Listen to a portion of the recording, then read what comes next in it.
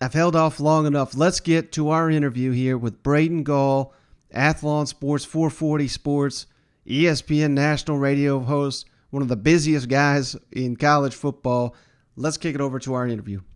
All right, we're pleased to be joined by Braden Gall, long time follower of this guy. I've been wanting to have him on the show for as long as I can remember because I've been listening to the Athlon Sports Cover 2 podcast for years and years, which he does with a friend of the show, Steven Lassen's been on the show a number of times.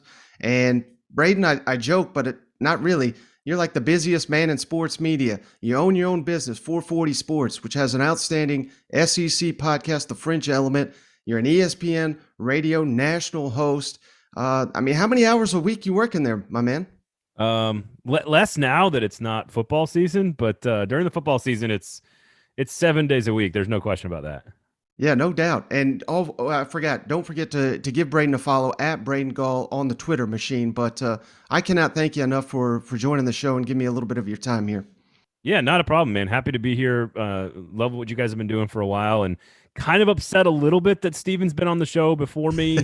I'll have to mention that to him, but no, glad to be here, man. Excited and ready to talk ball. So let's go.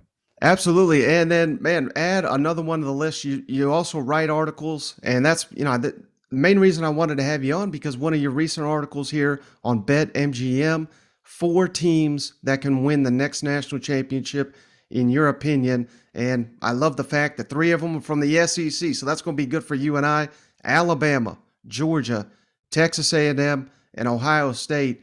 Let's just focus on the 3 SEC teams. Why are those 3? I mean, Alabama and Georgia, I think that's kind of obvious, but throwing Texas A&M into the mix, why are these the 4 in your mind that can, the only 4 that can win the next national championship?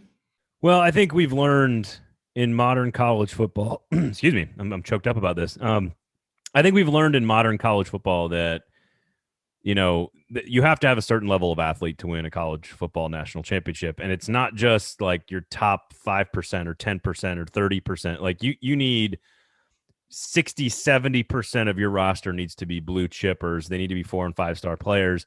And really, to win the national championship, which part of that, the point of that article that you're referencing is, I think there's way more teams that can get into the playoff than anyone ever gives sort of college football credit. I think 40, 50, 60 teams could be considered quote unquote contenders to get into the playoff. The question is how many could actually win 2 games against teams of Alabama's caliber. And I'll just use Alabama as like a stand-in here. But that's what you have to do. Michigan, if you wanted to win a title, Michigan would have to have beaten Georgia and Alabama in back-to-back games on top of beating Ohio State at the end of the regular season. How many teams can do that? And to do that, you have to have elite athletes. You probably also have to have elite coaching to some degree. You probably need a star quarterback. Like you need all these different pieces. And which teams, to me, and I sort of like threw out all the metrics, and I just, whether it's an advanced metric or an ancient metric, and I just said, what teams have the best combination of athletes and coaching? And obviously, to your point, Alabama, Georgia sort of goes without saying. I think Ohio State's in that mix because of their talent and because of their path and because they dominate the Big Ten and their coaching staff is excellent. They got a great quarterback. I think A&M is the one that people sort of raise their eyebrows at, but that's, 4 consecutive top 8 recruiting classes. 3 of those 4 have been in the top, I think 6 or 5. And obviously the best class in America ever assembled this past year.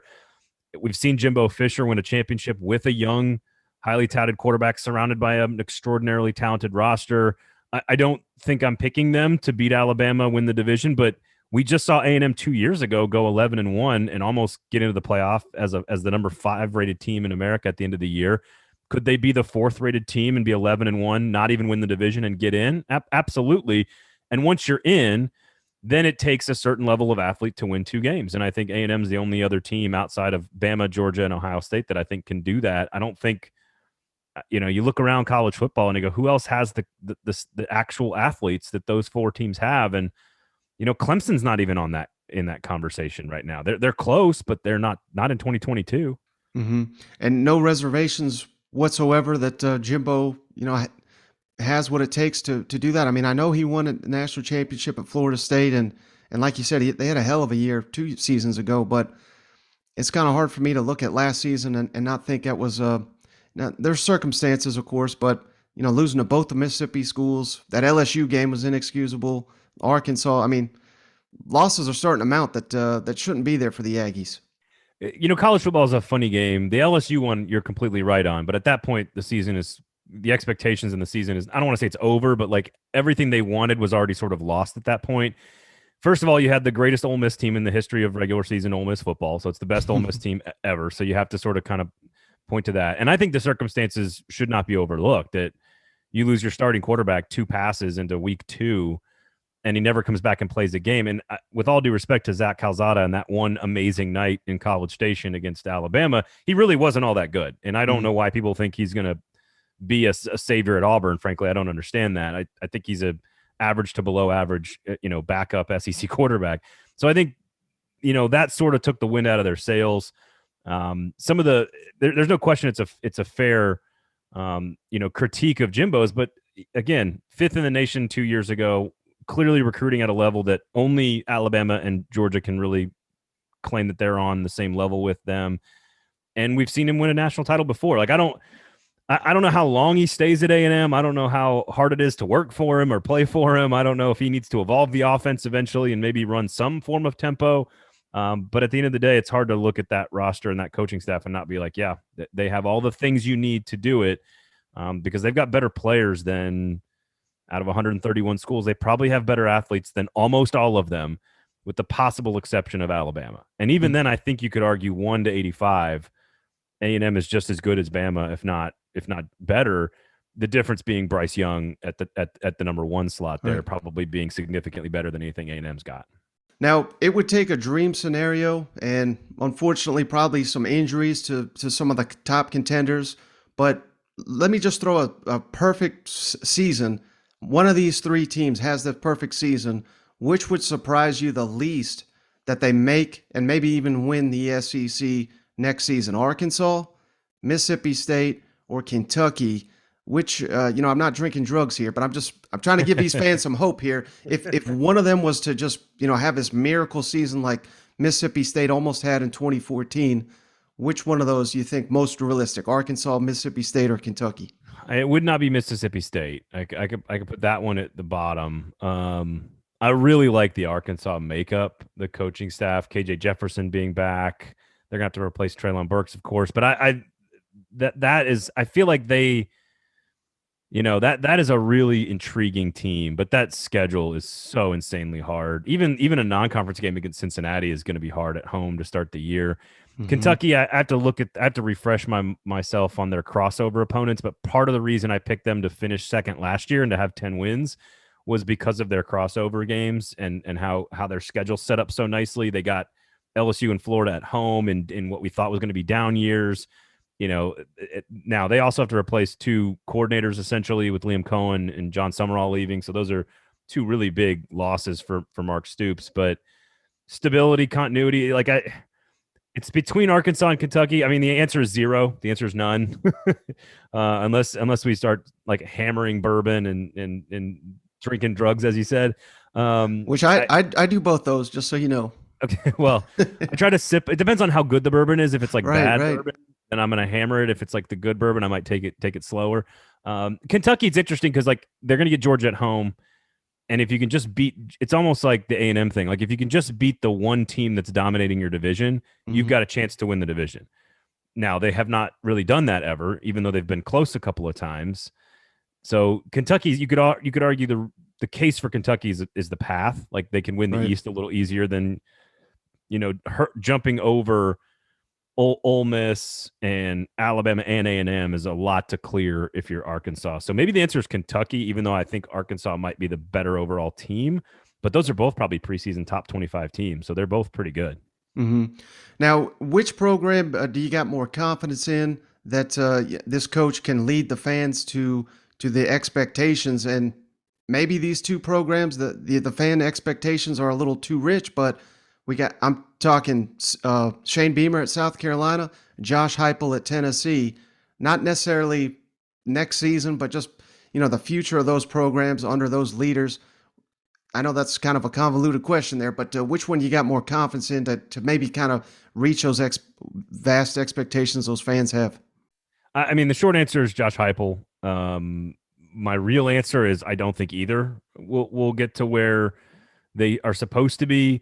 The difference is Tennessee's sort of big picture expectations when they do finally stabilize and they do finally kind of get back on track, and it does feel like they've got some adults in the room finally in the key positions to run things, that eventually expectations for Tennessee are going to be win the division and compete for an SEC championship. That's never really been the expectation for South Carolina, even though they've got like a lot of the things you would need to be that good. I also think Josh Heupel is a far more established, far more experienced, and just far better football coach than Shane Beamer. So while the expectations are a little higher at Tennessee eventually, I think fans are happy right now because they showed progress. Mm-hmm. Again, a professional adult is running the program, which is a step in the right direction because that wasn't the case before. And I think winning 8 games next year is totally doable, maybe 9, maybe the year after. The question is, how long do Tennessee fans, I mean, again, Butch Jones won 9 games 2 years in a row, and that sort of people were uneasy about that. So how fast does that like rabid nonsense come back into the Big Orange fan base is, I guess, the what you're saying there. I just don't know if Shane Beamer can even replicate what he did last year. Like I think Spencer Rattler is a fine player, but with a worse coaching staff and a worse supporting cast against a tougher schedule, why is Spencer Rattler all of a sudden going to be better than he was at Oklahoma? So I have major doubts about South Carolina long term. I think they're going to recruit like crazy, and the roster will be in really good shape for whoever takes over in like 2026. Mm-hmm. Now, one team that, you already referenced it, Ole Miss, they had a historic good regular season. Now, I hear that Lane Kiffin, he doesn't quite put in the work that he needs to in high school recruiting, but hell, they're killing it in the transfer portal, and it's just a new age. And I think there's a reason he's out here saying, A&M's buying players and all this. I think it goes back to his work ethic on the recruiting trail, but maybe he can sustain success using the transfer portal. We just never seen it done. What are your thoughts on that? Do you think he can keep that team and that program relevant by just focusing so heavily on the transfer portal? I don't think you like Bill Snyder at Kansas State famously is like the only guy I can think of that sustained a program long term with like junior college transfers. Mm-hmm. And he's like the only one. Now you can pick spots and get your guy. Like Alabama's doing that through the portal, like, and they do it like in a more disgusting way than anybody else. They're like, oh, we need a great return man and running back. We'll get Jamari Gibbs. And oh, we need a great corner. Here's Eli Ricks. And oh, we need, like they sort of get the best of the best. I think you can do that to replace Matt Corral, for example. I think you can do that with Jackson Dart, and you can bring him in, and you're not going to miss a beat because he's a super talented kid that's going to run your offense really effectively. Can you build up a defensive, too deep through the portal year in and year out? Like, no, you're not going to be able to do that. Like you still the best programs, just like the NFL with the draft, the best programs in college football are still going to live primarily on recruiting. Mm-hmm. And Kiffin's got a lot of Spurrier to his game. He definitely, from the quips and the barbs and the language and sort of the personality on Twitter, like how awesome would it have been to have Twitter with Spurrier around, by the way. He's, we know that he was drawing up plays, but he wasn't really recruiting hard. Lane's got a lot of that same stuff. I don't think you can build a too deep in the portal and compete with Bama and A&M and Georgia at like LSU when they're recruiting well. Like you can't, you have to have like second and third, your second and third receiver, your second and third corner, your second and third offensive tackle. Like you got to have your fourth defensive end needs to be a 4-star player. Like you've got to have guys that can come off the bench and play meaningful snaps. And that's not, I don't think you can build that kind of depth through the portal or through the junior college ranks. I think you've got to do it through recruiting, and you kind of fill in the voids. It's great for a program like Ole Miss because they can, stay relevant quicker because they lose Corral and they get Dart. But to say that they're going to win 10 games again and, compete with the best teams in the country, like that is hard to see without quality recruiting. Mm-hmm. Now, on one of your recent episodes of the Athlon podcast, I wouldn't say, you were very careful with your words. So I don't even know how to ask this question, but you talked about Brian Harsin and what you think the thought process is down there. Can you kind of rehash that and what you think is essentially going to happen in the next year there on the Plains? I mean, to me, I was shocked that they brought him back, but I also was shocked that they were trying to fire him in the first place. But then I'm not shocked by any of it because it's Auburn. So what you have to look at is just sort of use some logic. And I think the buyout goes down on January 1st, I believe. It goes down after the Iron Bowl, but not a lot. It goes down again, I believe, after the calendar year ends. And then, of course, you also give yourself 10 or 11 months to sort of line up in try to conduct a process, professionally, which, again, sometimes is difficult for Auburn. But, Harsin is a really good coach. Auburn's a great program. They just probably don't work together. And that's okay. It doesn't mean that Auburn gave him a fair shake. So Auburn deserves a lot of blame in some of this, at least not the university necessarily, but the boosters and the power brokers that probably love being in control of the program more than they might actually love the program itself. And so that's again, I think it's unfortunate because he got that job and half the boosters already wanted him fired. They didn't want him to be hired. And so he was sort of like, they were looking for ways, and you lose 4 or 5 straight games. I would have been so. Had they held on and beat Alabama, I would love to know what Auburn fans would have done this offseason, because would it have felt different? Well, no, wait a second. He did something no one else could do. He beat Alabama. Like, would we be knocked him out of the championship game in theory? So what would we be saying? What would Auburn fans be saying about Harsin if they just gotten one stop on one drive? Like, I mean, they had Bama beat. So I think he's gone at the end of the year. I don't know who the right person is for the job. Billy Napier said no. And now I think he's the right guy at Florida, and he did that for a reason. He didn't want to deal with all the extracurriculars. So I don't know what's going to happen down there. I would like to believe that making a hire in January of next year versus February of this year would be a more professional and more coordinated and organized process for Auburn, and that alone might be worth it, not to mention how much money you save on the buyout. So he'll coach this year. We'll see what he does, but like, if he doesn't recruit great and win 10 games, like, he's gone, in my opinion. All right, last thing for you, Braden. I really appreciate all your time, and I don't think there's a wrong answer here, but who's going to be the better hire, Billy Napier at Florida or Brian Kelly at LSU? Wow, I really love the Billy Napier hire. I really do. I think Brian Kelly's a great hire for a lot of reasons. He's won every single place he's ever been. It is a big fish move by Scott Woodward, who tends to make big fish moves. Straight gangster, as we call him. You got to be a gangster to be an AD in the SEC. Danny White's a gangster, by the way. I just think Napier took everything from all the good stuff from Saban, and he is, the way he approaches it, the way he sees it. And you couple that with his knowledge and experience in the area, being a guy that is a Southeastern guy and has coached down here forever. Culturally, he just knows the people and knows how to talk to parents and recruiting. I think he's going to recruit like crazy. He's building the staff. It appears that he's gotten the administration to buy in to what he wants, which is sort of what Dabo did at Clemson and what these guys do. They show up and they go, if you don't give me all this stuff, we're not going to win. And that's what it feels like he's done to Florida, sort of open up the pocketbooks a little bit. And Brian Kelly, I think, is really good. I don't, that's a home run hire for LSU.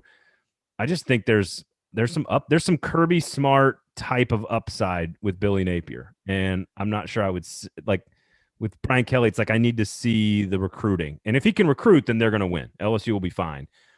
Also, it's a tougher division, right, with Jimbo and Bama.